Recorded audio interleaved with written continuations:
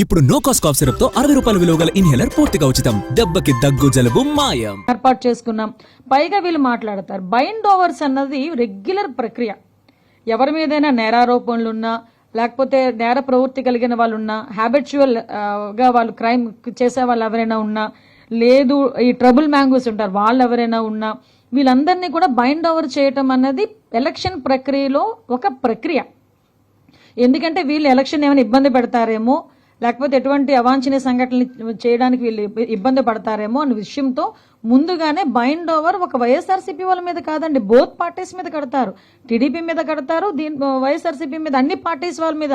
ఈ రెండు పార్టీలే కాదు, యాక్టివ్గా అన్ని పార్టీలు ఎవరైనా ఇటువంటి నేర ప్రవృత్తున్న వాళ్ళు ఎవరైనా ఉన్నారు అనుకుంటే, పాత నేరస్తులు ఎవరైనా ఉన్నా, రౌడీ షీటర్స్ ఉన్నా, వాళ్ళందరినీ కూడా బైండ్ ఓవర్ చేయటం అన్నది ఎలక్షన్ ప్రక్రియలో భాగం.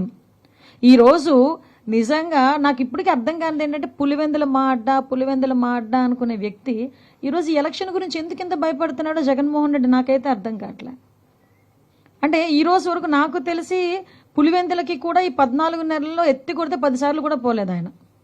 ఏదైనా ఉంటే ఇంచుమించుగా బెంగళూరు నుంచే మొత్తం స్టేట్మెంట్లన్నీ ఉంటాయి. ఒక నెలలో 26 రోజులు బెంగళూరులో ఉంటారు, 4 రోజులు తాడేపల్లికి వస్తాడు, హడావుడి చేస్తాడు, ఏ గంజాయి బ్యాచ్నో లేకపోతే ఏ బెట్టింగ్ బ్యాచ్నో ఏదో బ్యాచ్ని కలిచేస్తాడు, ఎవరో ఒకరిని చావుకు కారణమవుతారు, వెళ్ళిపోతారు. కానీ ఈరోజు పులివెందుల ఎలక్షన్ విషయంలో ఇతను అవినాష్ రెడ్డి గారు కలిసి ఈరోజు చేస్తున్న ఆరోపణలు చూస్తూ ఉంటే నిజంగా వీళ్ళకి అవగాహన నుండి మాట్లాడుతున్నారా, ప్రజలను మభ్యపెట్టడానికి మాట్లాడుతున్నారా? నేనైతే ప్రజలను మభ్యపెట్టడానికి మాట్లాడుతున్నారని చెప్తా. ఇప్పుడు ఎలక్షన్ కమిషన్ ఈ స్లిప్స్ పంచుతారు, మన డిపార్ట్మెంట్ తరఫున స్లిప్స్ అందరికీ కూడా పంచుతాం. వీళ్ళు ఏమంటున్నారు, ఎవరైతే ఓటర్స్ ఉన్నారో వాళ్ళు బెంబేలు పడిపోతున్నారు. దేనికి? ఓటర్ లిస్టులో ఏదైతే ఓటర్ స్లిప్ ఉంటామో ఆ స్లిప్లో వాళ్ళు ఏ బూత్లో చేస్తారో, వే ఏంటి, ఎవ్రీథింగ్, ఎన్ని కిలోమీటర్లు అన్నీ కూడా ఓటర్ స్లిప్లో డెఫినెట్గా ఉంటాయి. సో ఓటర్ స్లిప్లు పంచడం అయితే నిన్న ఈవినింగ్కి 95% అయిపోయింది. ఈ రోజుకి 100%, 100% కూడా ఓటర్ స్లిప్స్ డిస్ట్రిబ్యూషన్ అనేది కూడా జరిగిపోయింది. సో ఇందులోని ఎవరు కూడా వాళ్ళని మభ్యపెట్టడానికో ఏదీ లేదు. వీళ్ళు ఏమనుకుంటారంటే, నేను చాలా సందర్భాల్లో చెప్తా ఉంటా, పచ్చ కామెరలోడికి లోకం అంతా పచ్చగానే కనిపిస్తుంది. వీళ్ళకి దొంగ ఓట్లను తీసుకొని వచ్చేది, లేకపోతే ఓటర్లను మభ్యపెట్టేది, భయపెట్టేది.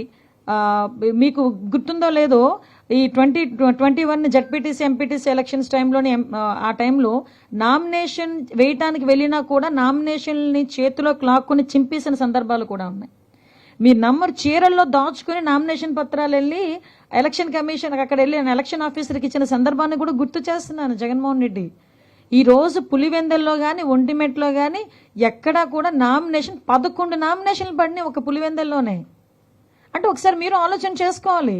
ఈరోజు ఎంత ప్రజాస్వామ్యబద్ధంగా మేము చేస్తున్నాం. తప్పు చేసిన వాడు ఎవరి మీదైనా పార్టీలకు అతీతంగా మేము కేసు ఫైల్ చేస్తున్నాం, దర్యాప్తులు చేస్తున్నాం. అందులో కూడా ఎక్కడ కూడా టాలరేట్ చేసే ప్రసక్తి లేదు. మేము ప్రజాస్వామ్యబద్ధంగా వెళ్తున్నాం. నీతికి నిజాయితీకి విలువలతో కూడిన రాజకీయాలు చేయడానికి సిద్ధపడ్డ వ్యక్తి చంద్రబాబు నాయుడు గారు.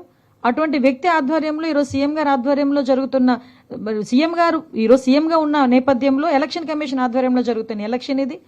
ఎక్కడా కూడా ఎటువంటి అవకతవకలకి కానీ మీరంటున్న ఆరోపణలు అటువంటి పరిస్థితి ఇక్కడ లేదు అని చెప్పడానికి నేను విత్ ప్రూఫ్స్ కూడా చూపిస్తున్నా.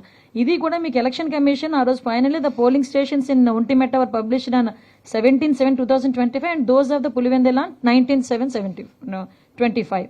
సో మనకి ఎక్కడా కూడా ఈ అబ్జెక్షన్స్ రైజ్ కూడా కాలేదు. సో పోలింగ్ బూతులు as per election commission guidelines polling బూతులు కూడా మార్చడం జరిగింది.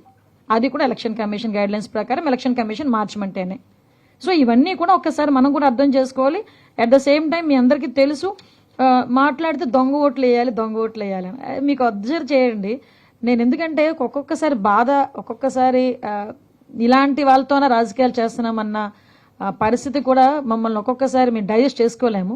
ఎందుకంటే లాస్ట్ కుప్పం ఎలక్షన్స్ దగ్గర నుంచి, తిరుపతి బై ఎలక్షన్స్ దగ్గర నుంచి, మనకి ఎమ్మెల్సీ గ్రాడ్యుయేట్ ఎలక్షన్స్కి కూడా మనం అబ్జర్వ్ చేసుకుంటే, గ్రాడ్యుయేట్ కాని వాళ్ళని 10th క్లాస్ చదివి ఫెయిల్ అయిన వాళ్ళని కూడా ఆ రోజు ఓట్లు వేయడానికి బస్సుల్లో దింపిన సందర్భాన్ని నేను ఈ టైంలో గుర్తు చేయాలి.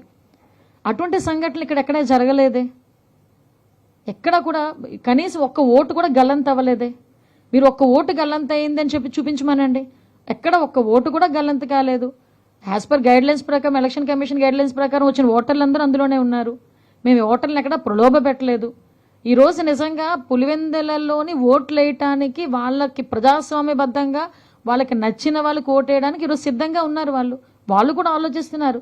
ఒక బాబాయిని చంపిన వాడికి మేము ఓటేయాలా, అతను ప్రపోజ్ చేసిన ఆ వ్యక్తికి మేము ఓటేయాలా అన్నది కూడా వాళ్ళు ఆలోచిస్తున్నారు. మొన్న రాఖీ పండుగ అయింది, 2 చెల్లెళ్ళు ఉన్నారు.